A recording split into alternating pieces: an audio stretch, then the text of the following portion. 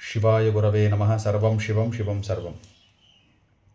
కృష్ణాయ వాసుదేవాయ హరయే పరమాత్మనే ప్రణతక్లేశనాశాయ గోవిందాయ నమో నమః. రేపు అనగా మార్గశిర శుద్ధ ఏకాదశి గీతా జయంతి సందర్భంగా రేపు మనము శ్రీకృష్ణ పరమాత్మని భక్తితో ఆచరణ చేస్తే ఆయన అనుగ్రహము మనకు లభిస్తుంది. ప్రతి ఒక్కరూ రేపు భగవద్గీత పారాయణం చేస్తే చాలా శ్రేష్టం.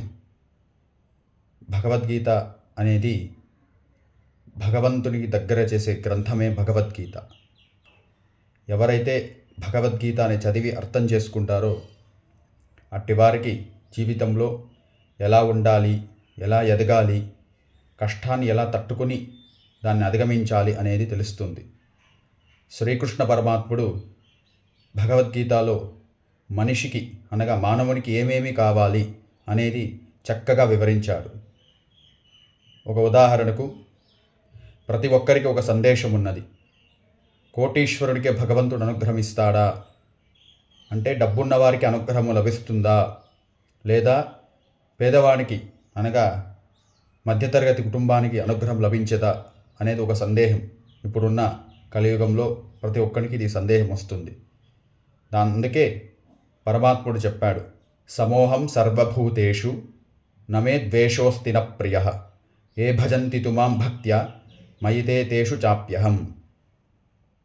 అనగా ప్రతి ఒక్కడు నాకు సమానమే. భక్తితో ఎవరు నన్ను ఆదరణ చేస్తారో అంటే భక్తితో ఎవరు నన్ను పూజ చేస్తారో అట్టివారికి మాత్రమే నా అనుగ్రహం లభిస్తుంది. అంతేగాని డబ్బున్న వారికి అనుగ్రహము, డబ్బు లేని వారి అనగా మధ్యతరగతి వారికి అనుగ్రహము ఇవ్వను అనేది ఎక్కడ లేదు అని శ్రీకృష్ణ పరమాత్ముడు భగవద్గీతలో 9వ అధ్యాయంలో చక్కగా వివరిస్తారు. కాబట్టి ఇది ఎవరైనా ఈ సందేహం ఉంటే దాన్ని తీసేసేయండి మనస్సు నుండి. భగవంతుడు ఎవరికి అనుగ్రహం ఇస్తాడు అంటే ఆయన్ని ఎవరు భక్తితో ఆరాధన చేస్తారో, ఎవరు భక్తితో పూజ చేస్తారో, మనస్సు నిర్మలంగా శుచిగా పెట్టుకుని ఆయన్ని భక్తితో పూజ సేవ చేస్తారో అట్టివారికి మాత్రమే అనుగ్రహం లభిస్తుంది. అనేక అధ్యాయాల్లో మనకి భగవద్గీతలో శ్రీకృష్ణుడు చెప్పారు. కాబట్టి రేపు గీతా జయంతి అందరూ శ్రీకృష్ణ పరమాత్ముని భక్తితో పూజించడం మంచిది. ప్రతి ఒక్కరూ భగవద్గీత నేర్చుకోవడం చాలా మంచిది. ఎందుకు భగవద్గీత? ఇప్పుడున్న కలియుగంలో అనేక సమస్యలు, కామక్రోధాలు ఎక్కువైపోయాయి ఈ కలియుగంలో. దీన్ని తట్టుకుని అధిగమించడానికే భగవద్గీత నేర్చుకోవడం ఉత్తమం. ఈ భగవద్గీతలో అనేక శ్లోకాలు ఉన్నాయి, అర్థాలు. ఇప్పుడు ఉదాహరణ చెప్పాను, అలాంటి శ్లోకాలు ఎన్నో ఉన్నాయి. మానవుని జీవితానికి సంబంధించినది గ్రంథమే భగవద్గీత.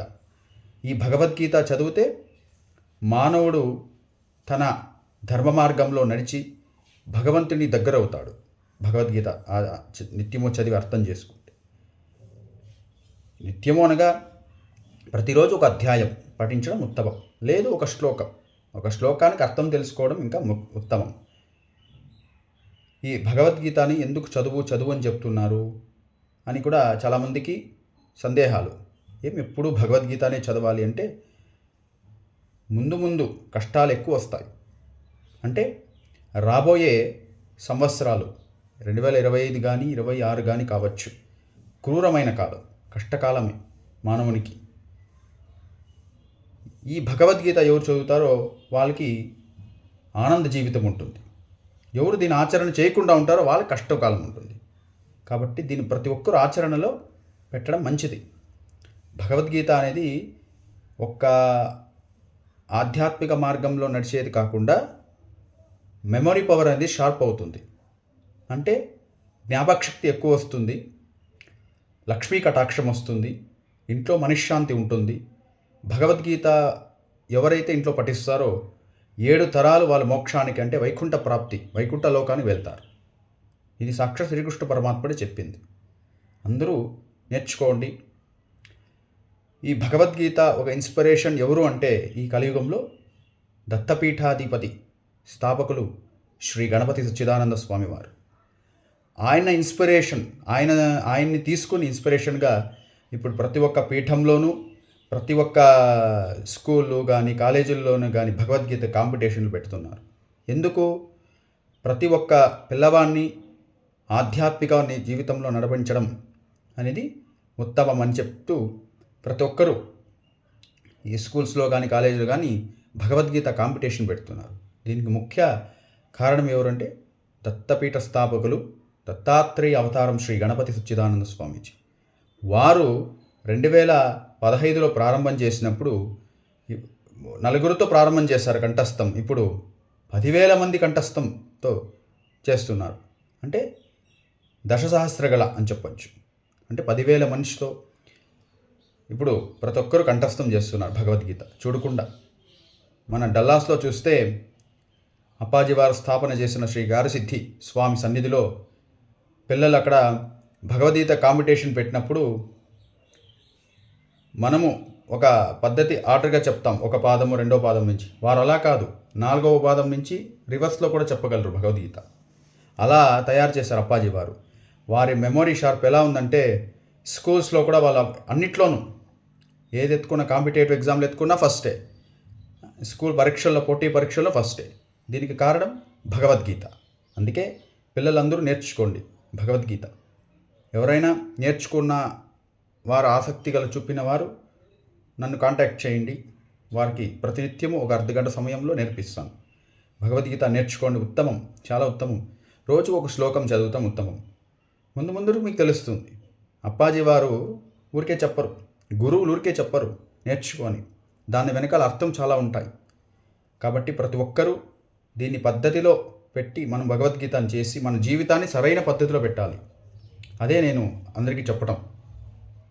చాలామంది చెడు మార్గంలో వెళ్ళటము, చెడు పద్ధతిలో ఉండటము, సంప్రదాయం లేకుండా ఉండటం చేస్తూ ఈ కలియుగంలో జరుగుతున్నది. దీనికి అన్నిటికీ ముఖ్య కారణం భగవద్గీత నేర్చుకుంటే అన్నీ మంచి మార్గంలోనే వెళ్తాం. అప్పాజీ వారు చెప్తుంటారు, నా దగ్గర సమస్యలకి రండి అని వచ్చేవారు, రండి కాదు వచ్చేవారు ఎవరైనా ఉంటే అప్పాజీ వారు మొదట అడిగే ప్రశ్న ఏదంటే, నువ్వు భగవద్గీత నేర్చుకున్నావా, అర్థం చేసుకున్నావా, ఇది అడుగుతారు. కాబట్టి ఎందుకు అడుగుతున్నారంటే భగవద్గీతలు అన్నీ ఉన్నాయి. మనకేంది మన జీవితానికి ఏమి కావాలి, మంచిగా సమస్యలు ఏదైనా వచ్చినప్పుడు దాన్ని ఎలా తట్టుకోవాలి, ఎలా ఆదరణలో పెట్టాలి, ఆ కష్టాన్ని ఎలా తట్టుకోవాలి, పిల్లల్ని ఎలా పద్ధతిగా పెంచాలి, మన క్రమశిక్షణతో ఎలా ఉండాలి అనేది భగవద్గీత పూర్తిగా 18 అధ్యాయాలు కూడా చెప్పచ్చు. కాబట్టి ప్రతి ఒక్కరూ ఈ భగవద్గీతని భక్తి శ్రద్ధలతో నిత్యము చదివితే వాళ్ళ ఇల్లు, వాళ్ళ వంశము అభివృద్ధి చెందుతూ ఎప్పుడు వాళ్ళ ఇంట మనశ్శాంతి ఆరోగ్యంగా ఉంటారు. కాబట్టి రేపు గీతా జయంతి.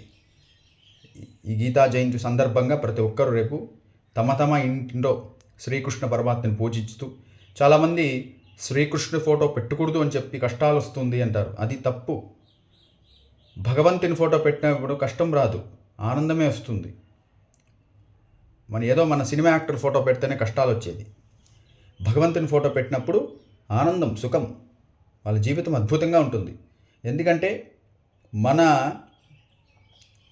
మానవ సృష్టిని సృష్టించిందే భగవంతుడు, ఈ సినిమా యాక్టర్లు కాదు. చాలామంది ఇంట్లో సినిమా యాక్టర్ల ఫోటోలు పెట్టడం, వాళ్ళని దేవుళ్ళుగా పూజించడం, వారిని పాలతో అభిషేకం చేయడం, ఇదన్నీ పద్ధతి కాదు. నేను ఒక్కటి చెప్పదలిచిన సందేశం ఏమంటే, ఈ కలియుగంలో సనాతన ధర్మాన్ని నాశనం చేసేది మొదటిది సినిమా. ఎందుకు అంటారే, వాళ్ళ తీసే ఒక పద్ధతి చాలా చెడుగా ఉన్నది. హిందూ ధర్మాన్ని అగైనెస్ట్గా తీస్తున్నారు. మీరు కొన్ని సినిమాలు చూడొచ్చు, అన్ని సినిమాలను నేను చెప్పడంలే, కొందరికి చెప్తున్నా. సినిమా వాళ్ళకి మళ్ళీ రాజకీయ నాయకులు కొందరు ఉంటారు, కొందరు సనాతన ధర్మానికి అగైనెస్ట్గా ఉంటారు. అలాంటి వారు మనము గౌరవం ఇవ్వకూడదు. ఎవరైతే మన సనాతన ధర్మాన్ని నాశనం చేసే కోరుకుంటారో అట్టి వారి సినిమాలు చూడటం చాలా తప్పు, మహాపాపం. కాబట్టి ప్రతి ఒక్కరికి చెప్తున్నా, సనాతన ధర్మానికి విరుద్ధంగా పోయే వారిని కఠినంగా శిక్షించాలి. ధైర్యంగా మనం ఎదుర్కోవాలి. అప్పుడే వారు భయపడుతూ మన ధర్మానికి అడ్డు రాకుండా ఉంటారు. మనం సైలెంట్గా కూర్చుని ఇంట్లో కూర్చొని మనం ఉంటే వాళ్ళు మన ధర్మాన్ని నాశనం చేసేకి వస్తారు. ఇది అందరూ తెలుసుకోండి. నేను ఈ మధ్య చూసింది ఏమంటే పవన్ కళ్యాణ్ గారు, వారికి ప్రత్యేక ధన్యవాదములు. ఎందుకు అంటే సనాతన ధర్మానికి ఒక ప్రత్యేక బోర్డు ఏర్పాటు చేయాలని కూడా ఆయన ఈ మధ్య చెప్పారు. ఏ రాజకీయ నాయకులు ఇంతవరకు చెప్పలే. ఆయన చెప్పారు కాబట్టి ఆ దేవుడు ఎప్పుడు ఆయన్ని చల్లగా చూస్తూ మంచి ఆరోగ్యం ఇవ్వాలని ప్రార్థన. అందుకే సనాతన ధర్మానికి ఎవరు సపోర్ట్ చేస్తారు వారికి మాత్రమే మనం సపోర్ట్ చేయాలి. మన ధర్మాన్ని నాశనం చేసే వాళ్ళని సపోర్ట్ చేస్తే చాలా మహాపాపం అది. అలాంటి వారిని మనము ఎంకరేజ్మెంట్ కూడా చేయకూడదు. ఇది అందరూ తెలుసుకోండి. శ్రీకృష్ణ పరమాత్ముడు భగవద్గీతలో చెప్పాడు చక్కగా ధర్మాన్ని గురించి కూడా. ధర్మాన్ని ఆచరణ చేసేవానికే మోక్షం ప్రాప్తి, అధర్మాన్ని పాటించేవానికి ప్రాప్తి ఉండదు. అందుకే యదా యదా హి ధర్మస్య గ్లానిర్భవతి భారత అంటే ధర్మాన్ని ఎక్కడ నాశనం చేయాలి అని ఎవరైనా ఉంటారో ఆ అడ్డు రాకుండా తొలగడం కోసం భగవంతుడు అవతారంలో అవతరిస్తాడు. ఏదో ఒక అవతారంలో ప్రత్యక్షమవుతాడు ఎవరో ద్వారా. కాబట్టి ప్రతి ఒక్కరూ తమ తమ సనాతన ధర్మ సంప్రదాయాల్ని పాటిస్తూ గౌరవించాలి. అట్లని ఇతరుల ధర్మాన్ని మనం అగౌరవపరచకూడదు. అది కూడా తప్పే. మన ధర్మాన్ని మన రక్షణ చేసుకోవాలి, అది మన ముఖ్యం. లేదంటే మళ్ళీ బ్యాక్ టు బ్రిటిష్ పరిపాలన వచ్చేస్తుంది మన ఇండియాలో కూడా. మన భారతదేశం గొప్ప సంప్రదాయము, మహా ఉన్నతమైన దేశము. మన దేశంలో ఉన్నట్ల సంప్రదాయం ఎక్కడా లేదు. కానీ ఇప్పుడు టెక్నాలజీలో ఇప్పుడున్న కలియుగంలో ఆ టెక్నాలజీ అప్డేట్ అవుతూ మన సంప్రదాయాలు కూడా తగ్గిపోతున్నాయి. మన భారతదేశంలో చూస్తే మన దేశాన్ని గౌరవించాలి, మన దేశాన్ని పద్ధతి పాటించాలి, మన ఇంటి సంప్రదాయాన్ని పాటించాలి, మన వంశ సంప్రదాయాన్ని పాటించాలి. అవే ముఖ్యం. అంతేగాని ఏదో మనం చదివేశాం, సాఫ్ట్వేర్ అయిపోయాం, ఇంజనీర్ చేసేసామంటే కాదు. మన సంప్రదాయం ఏమి, మన గౌరవ నియమాలు ఏమనేది ప్రతి ఒక్కరూ తమ పిల్లలకు నేర్పించడం ఉత్తమం. ఏదో నా కొడుకు నా కూతురే డాక్టర్ చదివింది, కారు తోలుతుంది, బెంజ్ కార్లో పోతుందంటే పనికిరాని విషయాలు అవి. సంప్రదాయం గురించి, ఇంటికి నియమాల గురించి తెలియకపోతే అది ఎంత చదివినా ప్రయోజనం ఉండదు. తెలుసుకోవాలి ప్రతి ఒక్కరూ. పిల్లలు మారాలి, యువత మారాలి. భగవద్గీత సందేశం ఇదే. అందరూ మారాలి. అందరూ మన సనాతన ధర్మాన్ని కాపాడుకోవడం ఉత్తమం. ఇప్పుడు చాలామంది దొంగ బాబాలు తయారైపోయారు మన ధర్మాన్ని నాశనం చేసేకి.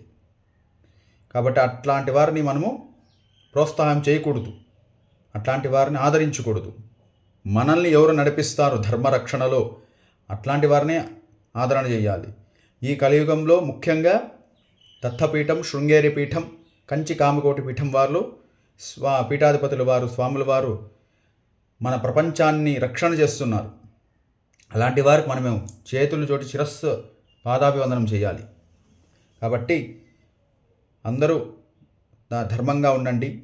ప్రతి ఇంట్లో భగవద్గీత పుస్తకం పెట్టుకోండి. ఎవరైతే కృష్ణుడి ఫోటో లేదు అంటే భగవద్గీత పుస్తకాన్ని కూడా పూజ చేసుకోవచ్చు. అదే శ్రీకృష్ణ పరమాత్మ కూడా భావించి పూజ చేసుకోవచ్చు.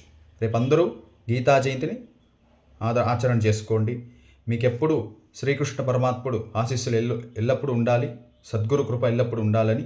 సర్వం శివం, శివం సర్వం.